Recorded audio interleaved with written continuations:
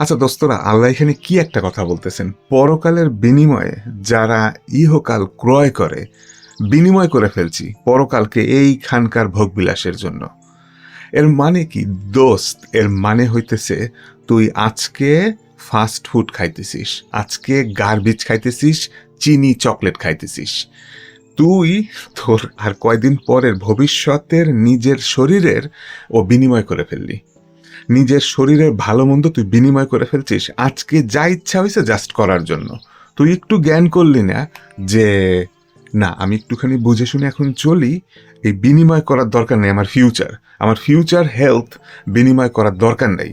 তুই এমনটা না করে তুই এইটা বা একটু শান্ত মাথায় ভাবলি না, তুই আজকে যেমনে যা ইচ্ছা করে ফেললি। দেখ দোস্ত, তুই যদি আল্লাহতে বিশ্বাস না করিস, বিচার দিন পরকালে বিশ্বাস না করিস, ওইটা কিন্তু খুব টোটালি অনেক বিরাট এক ভিন্ন বিষয়, সাবজেক্ট, যে আমি তো বিশ্বাস করি না।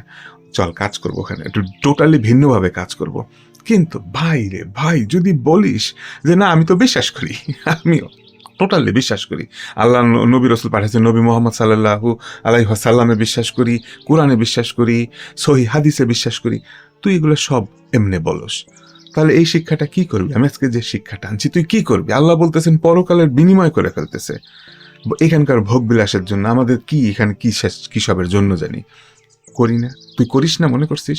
তুই তুই তুই কি মিনিমাম চলতেছিস তোর যতটুকুন জাস্ট চলার জন্য দরকার অতটুকুন, আর বাকি সমস্তটুকুন আল্লাহর পথে ব্যয় করিস? তুই করিস নাকি তুই অল্প একটু আল্লাহর পথে ব্যয় করিস বিশ্বাসী হওয়ার কারণে, মেবি একটু দান সৎকর্তা তো করিস, কিন্তু সিংহভাগ নিজের পিছনে? তাহলে নিজের পিছনে ব্যয় করি কিভাবে করে? আমাকে আল্লাহ দিছেন কেন? আল্লাহ বলতেছেন কেন যে আমি রিজিক দিছি, যে রিজিক সামগ্রী তোমাদেরকে দিছি ওইটা আমার পথে আল্লাহর পথে ব্যয় করতে, তাহলে বলতেছেন কেন? নিজের জন্যই, নিজের ইচ্ছায়, নিজের ইয়েতেই যদি খরচ করি, তাহলে এটা কোন পথে? আচ্ছা, যদি বেশি তর্ক করতে চাস যে না না ওইটা হয়তো আল্লাহরই বলা নিজের পথে, আচ্ছা তাহলে তুই আমাকে একটু একটু বুঝায় বল, বা নিজে একটু চিন্তা কর, একটু প্রশ্ন কর নিজেরে, যে তাহলে আল্লাহর পথে আলাদা করে ব্যয় করা কাকে বলে, আর আল্লাহর পথে ব্যয় না করা কাকে বলে?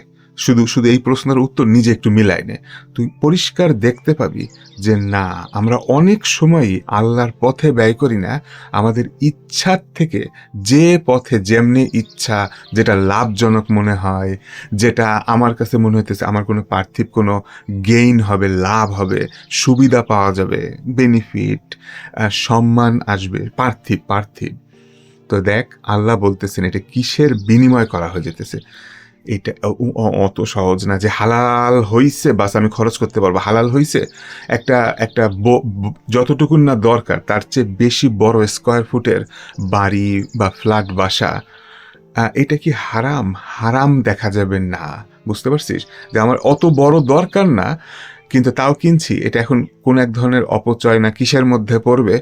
হারাম না, কিন্তু নিজের বুঝাইলে হবে না। ওই ব্যয়টুকুন আমি যদি আমার প্রয়োজনের ভিতরে থেকে বাকি টাকা আল্লাহর পথে ব্যয় করতাম, আল্লাহর দুনিয়ার কাজে লাগে, এমন অন্য মানুষের অনেক কষ্ট হইতেছে, এমন কিছু গ্রামে ব্রিজ বানাই দে, যা রাস্তা দেখাই দিই, গ্রামে ব্রিজ বানা, যে ওইখানে না কাদার একটা ব্যাপার আছে, মানুষের পার হতে কষ্ট হয়, বেকায়দা হয়ে যায়, বানাই দে। পানির একটা কল বসাই দে, বসাইতেই থাকবে, তুই তুই পারবে, তোর কাছে কি এমন টাকা আর আছে? ও তুই তুই সমাধান করতে পারবি না, ওরা আল্লাহ এমন ওপেন রাখছেন যে তুই করতে থাকবি, আমরা করতে থাকবো। অলরাইট দোস্তরা, হয়েছে, থাক, চিন্তা ভাবনা কর আখেরাতের বিনিময়ে আমরা ইহকাল ওইভাবে করে ওইটা ওইটা করা বোকামি হয়ে যাবে। এটা ভালো ব্যবসা হলো না, এটা ভালো চিন্তা ভাবনার থেকে আসলো না। আর ব্যবসা কথাটা বলার কারণে, সরি চলে যাইতেছিলাম, ব্যবসা কথাটা বলার কারণে এমন ভাবিস না বা তার এটা একটা বিনিময়, আমরা তো এর বিরাট স্বার্থপরতা, লাভ লোকসান নিয়ে চলতেছি। কি ব্যবসা, একটু মনোযোগ দে। আমি বলছি গ্রামের মানুষের কষ্ট হচ্ছে কল বানায় দিতে, হাইটা পথে ব্রিজ বানায় দিতে, একজন রাস্তায় আছে না খেয়ে তাকে খাবার দিতে। তুমি এখানে এখানে কি ব্যবসা, কি ওটার ফলাফল যদি লাভজনক হয় হবে, হ্যাঁ, কিন্তু এই মুহূর্তে তোর কি ভালো কাজটা করা হয়ে যেতেছে? ওকে, বুঝো সবই, আমরা সবই বুঝি, মানতে চাস না, খালি চলতে চাস নিজের লাভ নিজের লাভ নিজের ইচ্ছা। ঠিক আছে, থাক, এই পর্যন্ত থাক, আবার দেখা হবে ইনশাল্লাহ।